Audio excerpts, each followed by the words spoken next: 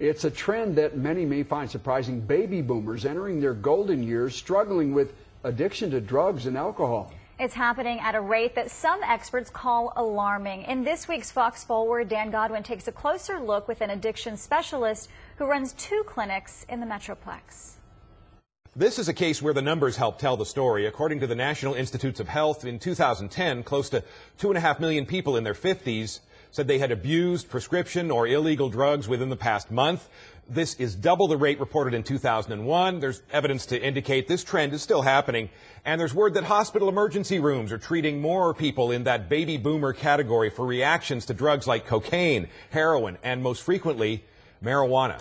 It's great to welcome Dr. Hal Urschel of Enter Health, described as an addiction disease treatment company with facilities in the Park Cities and McKinney. Thank you for coming in. My pleasure. Thanks for having me. We cited stats about drug abuse, but alcohol, a big factor in this discussion, certainly. Right. Alcohol, this age group from 50 to 65, those people have a much higher incidence of alcoholism for a variety of reasons. And one of the reasons we're seeing this increase in this substance abuse in this age group, baby boomers grew up in an era where substances were more tolerated. Right, absolutely.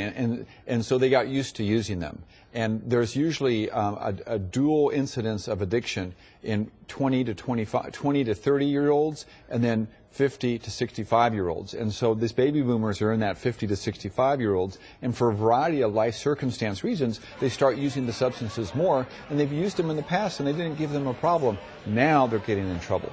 Okay, you're a psychiatrist with a specialty in addiction. At Enter Health, you do employ what you call some improved techniques for helping people deal with addiction, improvements on what's been used for decades. Absolutely. We founded Enter Health based on addiction being a chronic brain disease, and that's different than most of the way that other treatment centers address addiction.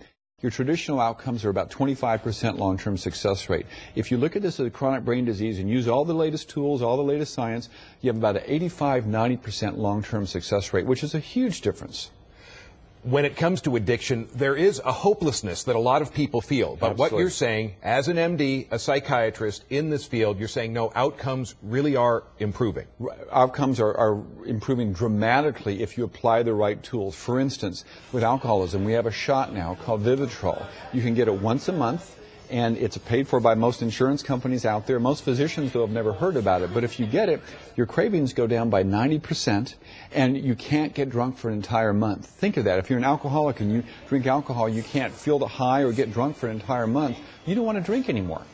It's so sad because people don't think that addiction's treatable. That hopelessness you talked about, most people don't think addiction's treatable because most people getting addiction treatment aren't getting the science-based approach.